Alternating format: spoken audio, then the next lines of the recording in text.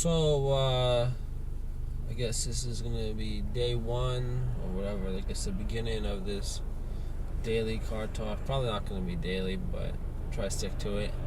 I mainly read Car and Driver. I'm not sure what you guys think about it. I actually, for the most part, only read it because I like the way it looks. I don't really have much of a bias for all of the magazines, but I really do like the way that Car and Driver presents their articles online. So that's kind of my go-to for car reviews. So I guess they do top 10 best cars every year, and for this year, who would have guessed? Honda Accord won again. 99% sure that Car and Driver's getting paid some money from Honda. I drive a Honda Accord, and I love Honda and everything, but I don't think Honda's so perfect that for the past 30 something or whatever, how many years, that Honda Accord is somehow edged out past all of its competition. But it is what it is. So it's still a good car. I like it. I'm probably still gonna make that my go-to sedan purchase if I were to purchase, or any buying advice. I don't like the new Camry. I'm 99% sure it doesn't have Apple CarPlay in it. That should be a instant no-no in this day and age. Unfortunately, my 17 Honda Accord doesn't have Apple CarPlay because it's a Sport Special Edition, which pretty much makes it an LX, and only the EX models and above get the Apple CarPlay. A few other cars from it that come right off the top of my head. Miata 1. I think it always is a more favored one over BRZ 86. I think that's it. Oh yeah, there's the Fiat. I don't even know what the numbers that go with it are, but Fiat just looks ugly. I wouldn't even buy that. It beats me. Porsche Boxster won again. Boxster Cayman, same car, different name.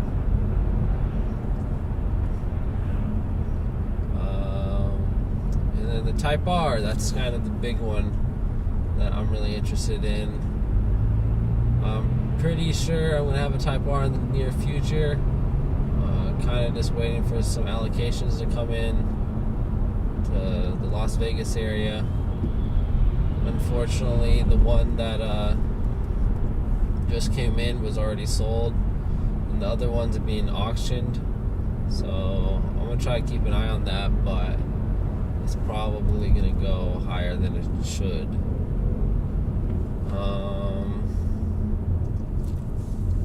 I didn't really get too in depth in the article.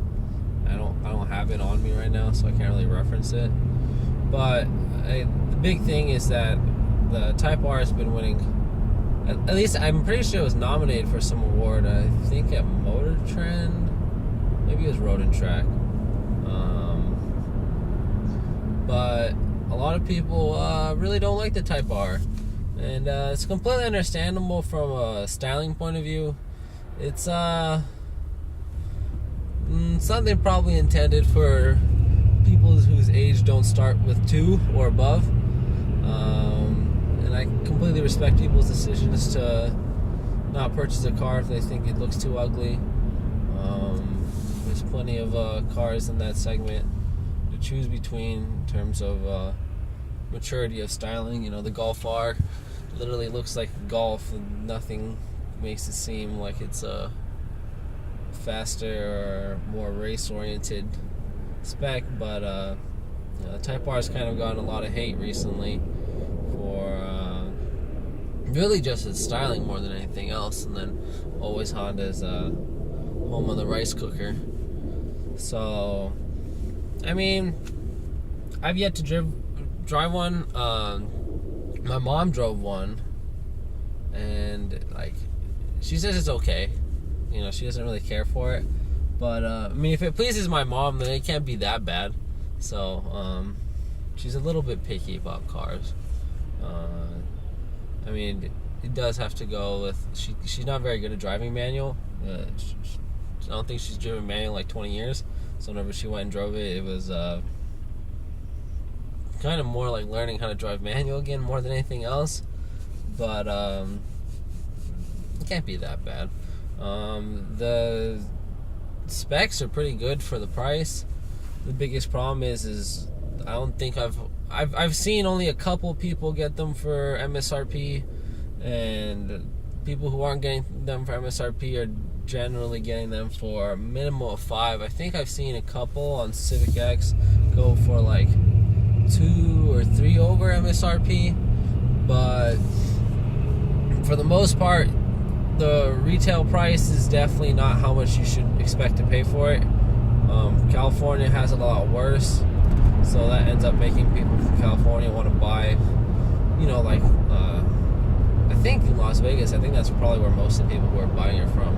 I've only seen one here, and I know that they've gone like at least like 6 or something. So there's 5 other ones that I've yet to see or just went to California. So I mean, it is what it is. People are gonna try to get the best deal wherever it is, and I'm gonna try to get one in the near future. I know there's a really big issue with it right now, though, and that would be the gear grinding that most commonly occurs in between, I think, the first and second gear shift. And it's already happened, I think, on 2 people's reviews, which is a little bit embarrassing, whenever you're reviewing a car that doesn't perform the way it should.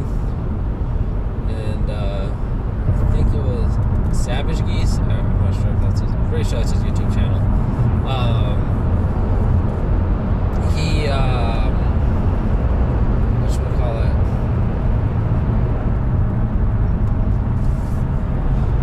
I think Savage Geese.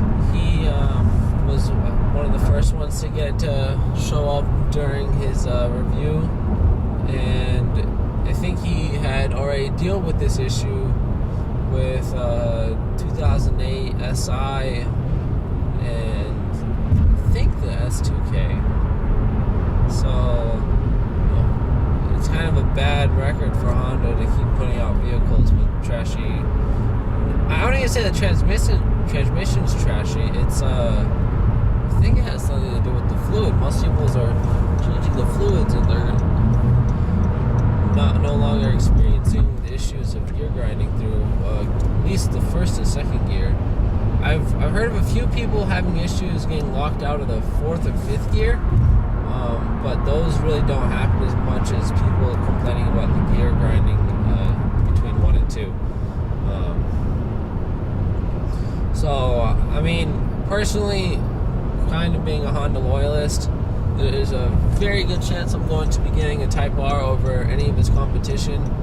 I'm not very interested in much of its competition. The Focus RS, everyone complains about being too uncomfortable. And I'm pretty sure, I'm not 100% sure, but I'm pretty sure that they're still selling for over sticker, which is quite annoying, especially given that I think it's already $40,000 to begin with. I'm not sure. Don't cite me on that. But, I mean, I think the Golf R, everyone says it's a good interior. And I think that's probably one of the things where the Type R really starts to lack, is that while it looks cool, there's a lot of room for improvement. It's kind of goofy that they have to put only 2 seats in the rear. Instead of getting a middle seat, you end up getting 2 cup holders, I believe. Maybe it's only 1. Pretty sure it's 2. And then the front seats are, I think, non-electric, which really isn't a problem. Electric seats are annoying. You have to just hold the button, wait for them to do their thing. And then they're not heated either, which is, for me, not a problem, since Las Vegas doesn't really get that cold. Like right now, it's already almost winter, beginning December, and it's 45 degrees at 7:30 in the morning. So I don't even have any heat or air running through my car. So I mean, Type R is not as bad as people make it out to be. I think that's just the one thing I want to get out there, is that spec wise, it's really fair in terms of its class. I think it has more horsepower than the rest of its competition, excluding the RS.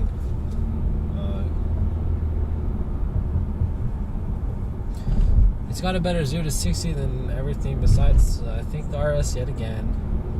I mean, I don't see why there's any reason not to like it, besides the fact that it's front-wheel drive, which is always an issue.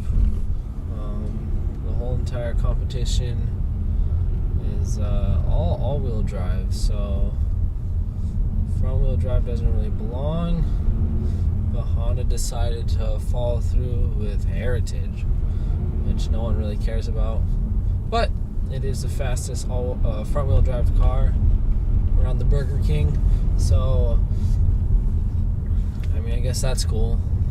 No one really cares because it's still all-wheel drive. I mean, not all-wheel drive. So, hopefully, in the near future, with the 2019 Type R, which should be technically different. I think that's going to be the refresh of the Civic. So maybe there's a chance that it'll get all-wheel drive, but I have very, very strong doubts on that ever happening. You know, the Civic's always been like a front-wheel drive car.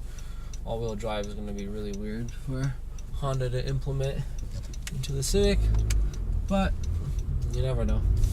If it's a good enough seller, maybe Honda will think it's worth their time to invest in the R&D to making a all-wheel drive system.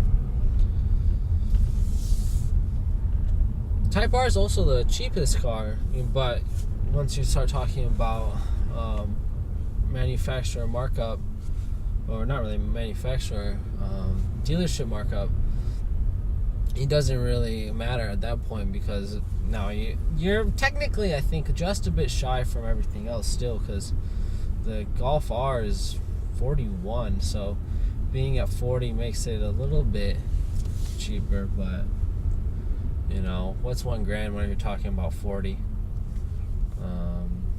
I guess maybe someone will find a complaint that they could buy an exhaust system.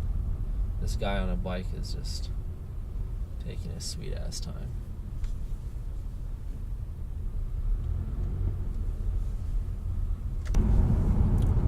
So I guess that's it for I don't even know if this is day one. Technically Roman got the day one, but that was like, I think that was a month or two ago. Maybe more, maybe less. So hopefully we do a good job of keeping up with this. I hope we do.